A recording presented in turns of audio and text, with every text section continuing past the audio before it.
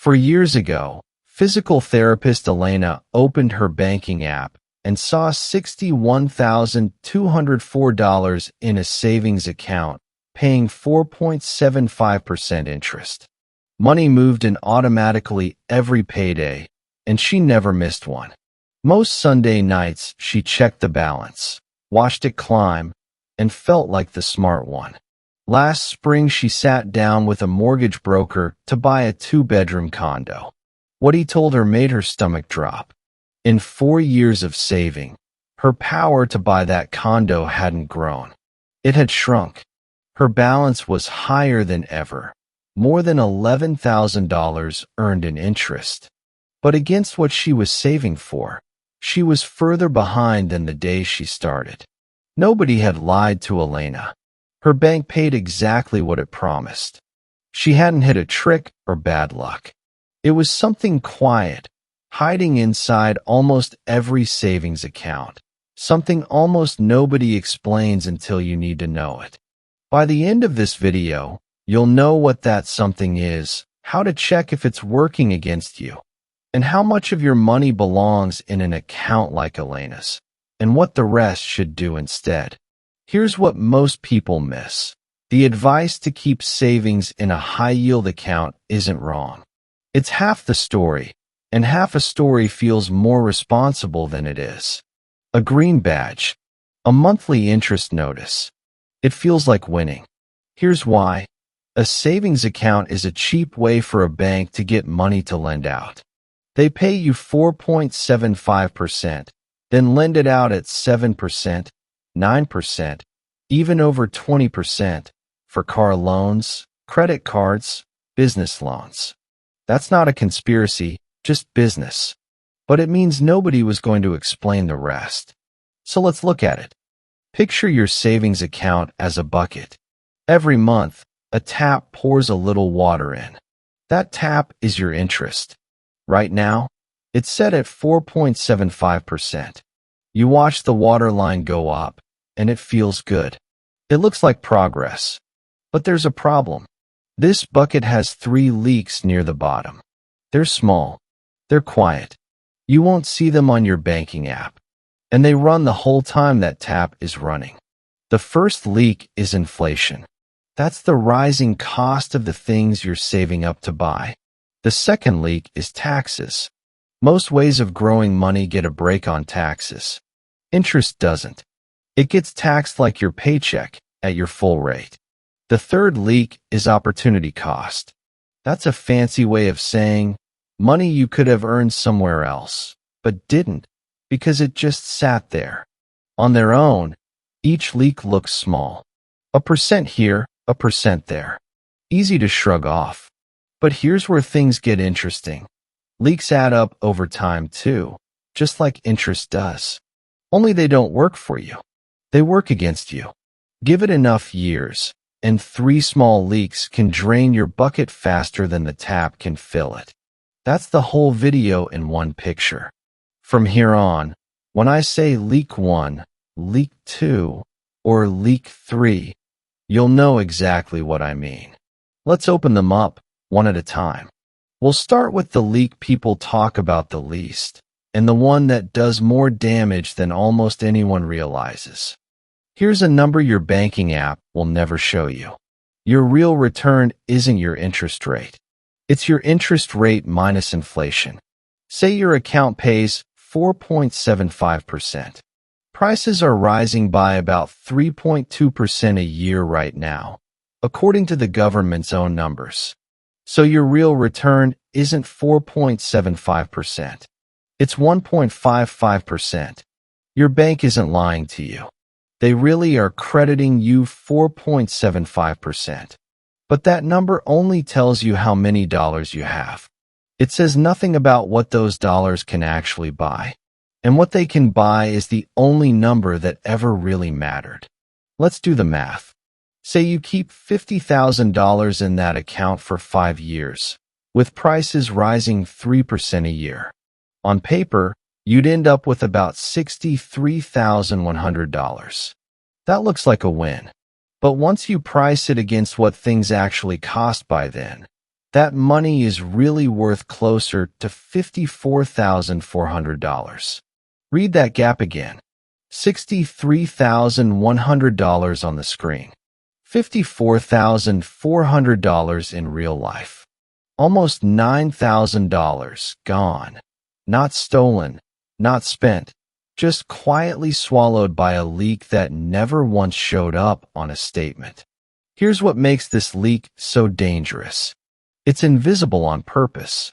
There's a well-known habit in how our brains work called loss aversion.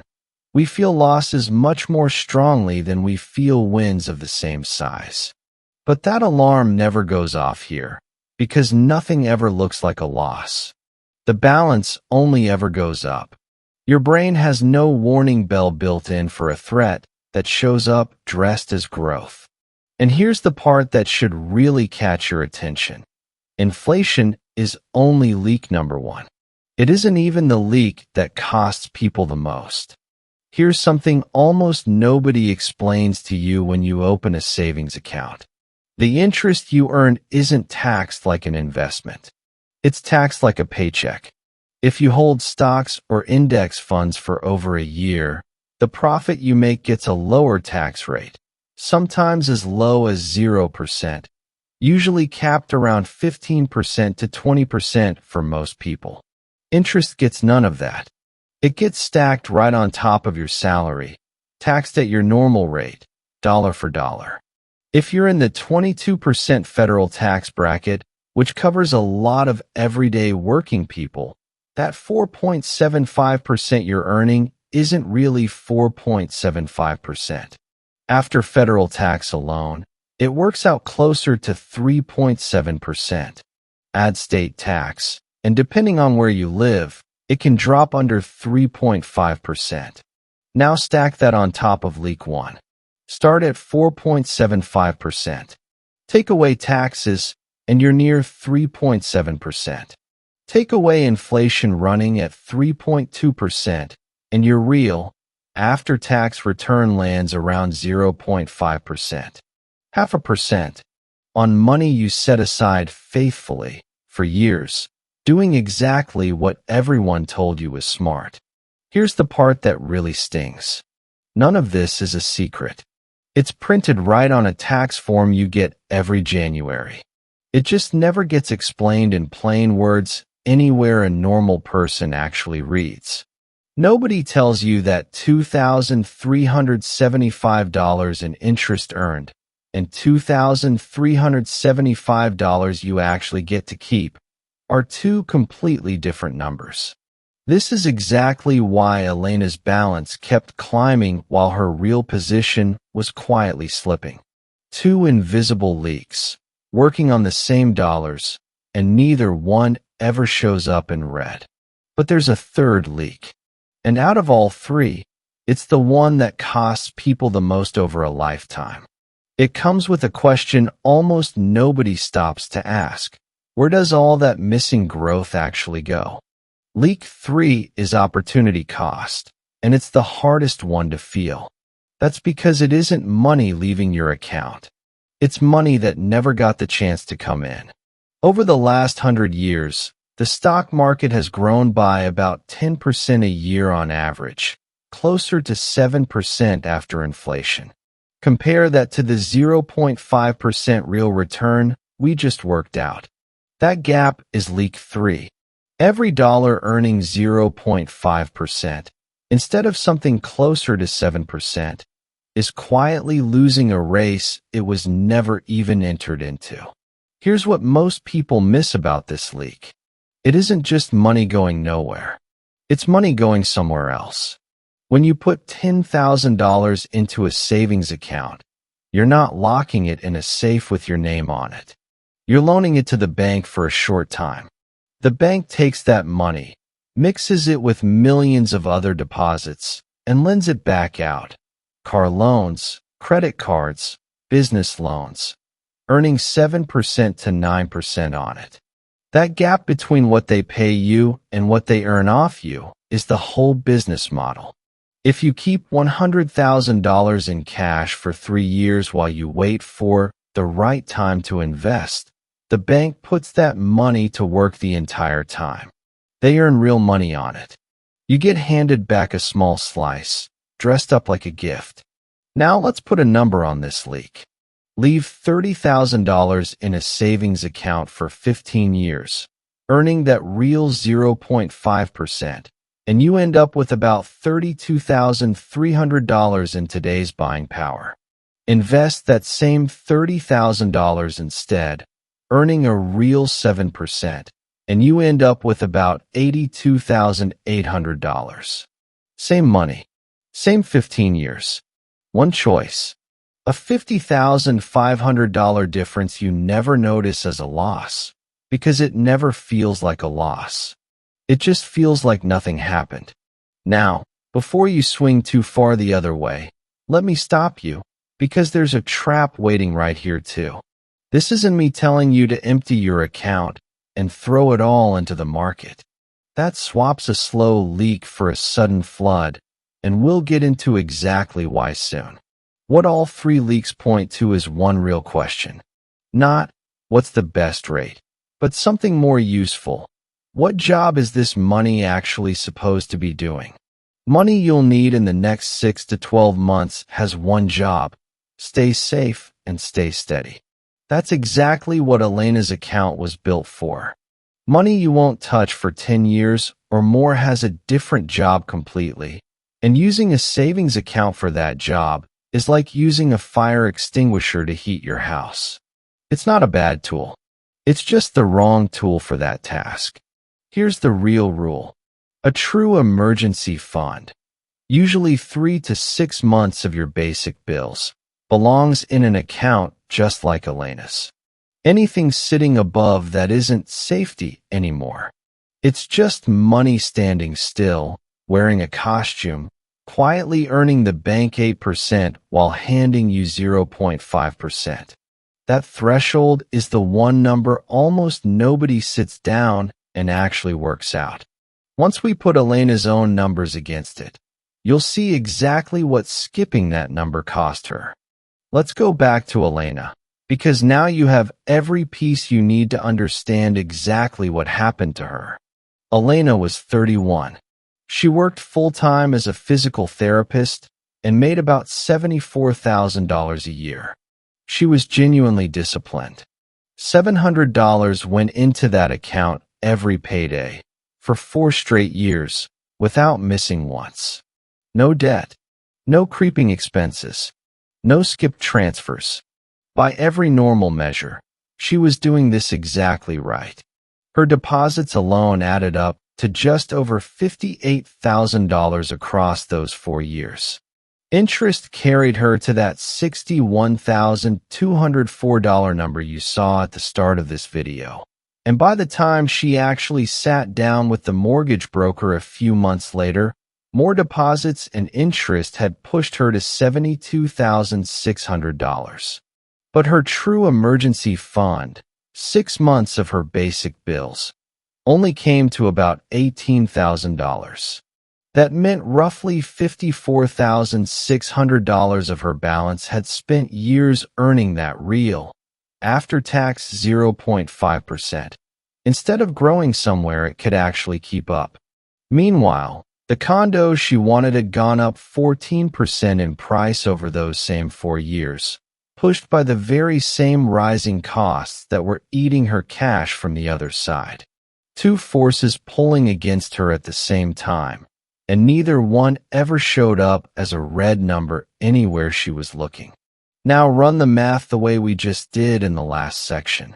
If Elena had left her $18,000 emergency fund exactly where it was, and invested the rest as it came in over those 4 years, her position that day would likely have been about $14,000 higher than the $72,600 she was standing on. Enough, added to what she already had, to close the exact gap the price increase had opened. $14,000. Not from earning more, not from spending less. From one number she had never sat down to work out, the line between emergency fund and everything else. Here's the part that mattered most in that meeting. Elena wasn't behind because she'd done something wrong. She'd done the first half of the right thing, saving with real discipline, and stopped one step short of the second half, giving the extra money a job that could actually keep pace with what she was saving for.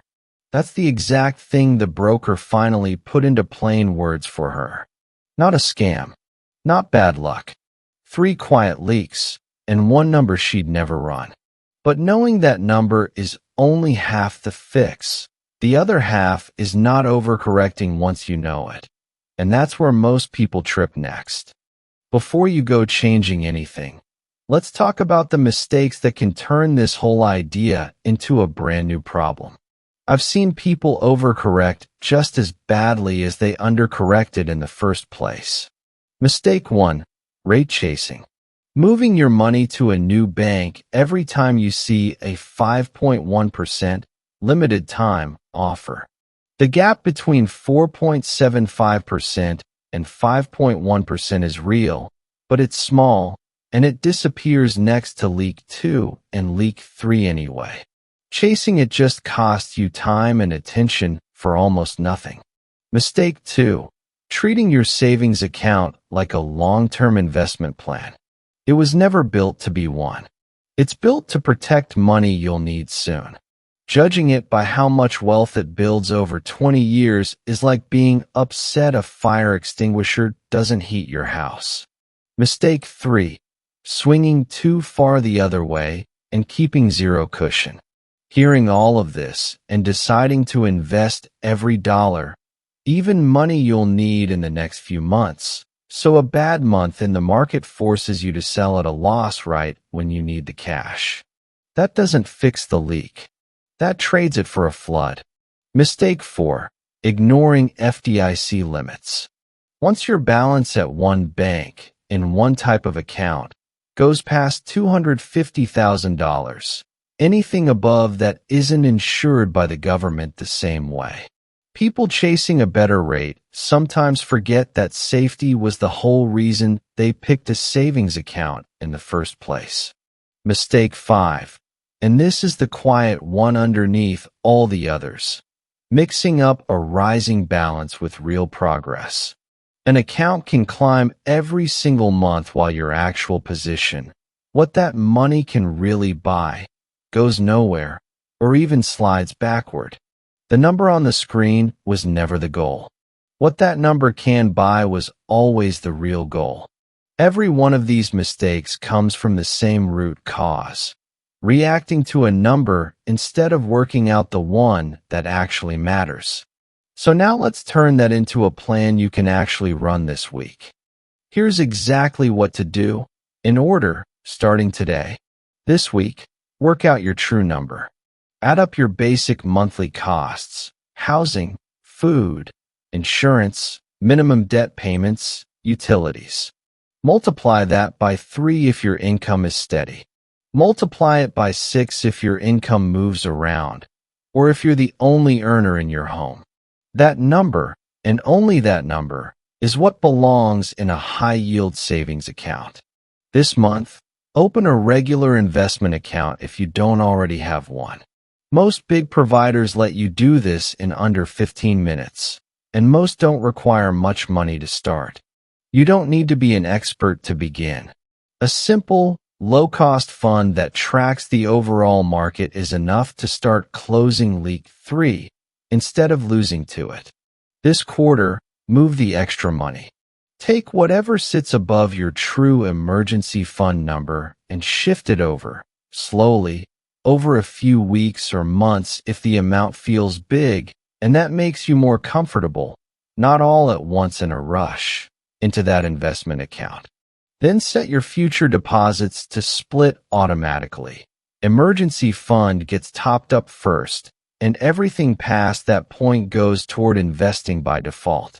If your balance right now sits below your true number, your job is simple. Keep filling that account. It's doing exactly what it's supposed to do. Leave the rest of this plan alone until your cushion is fully built. If your balance sits above that number, like Elena's did, moving the extra money is your priority, starting this week. not someday. And no matter which one you are, check your rate against inflation once a year, not once a month. Checking every month just turns you into a rate chaser. Checking once a year keeps you honest about whether those leaks are getting worse or finally getting better. Once your money has a real job, there's one last thing worth understanding about why any of this happened in the first place. Here's the bigger truth sitting underneath all of this. Safety and standing still are not the same thing. We've been taught to treat them like they mean the same thing, that if money isn't moving, it isn't at risk. But money that just sits there is still being acted on. Inflation doesn't pause because your account feels safe. Taxes don't wait until you're ready. The only real question is whether those forces are working against you in silence, or whether you've built something that works back for you. Elena didn't do anything wrong by saving. She did something incomplete. And the gap between those two things turned out to be $14,000 over 4 years. Money that was never stolen from her, just never given a job that matched what she was actually saving for. She left that meeting and did exactly what we just walked through. She worked out her real number, just under $18,000. She left that alone, right where it belonged. She moved the rest, over the following months, into the account she should have opened years earlier. A year later, her banking app still shows a number that keeps going up, with that same little green badge.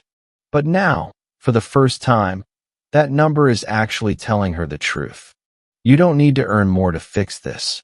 You don't need to take on more risk than you're ready for. You just need to know where the leaks are, know what job each dollar is supposed to be doing, and stop mistaking a rising balance for real progress. If this changed how you look at your own savings account, subscribe for the next breakdown. Drop a comment with your real emergency fund number once you calculate it.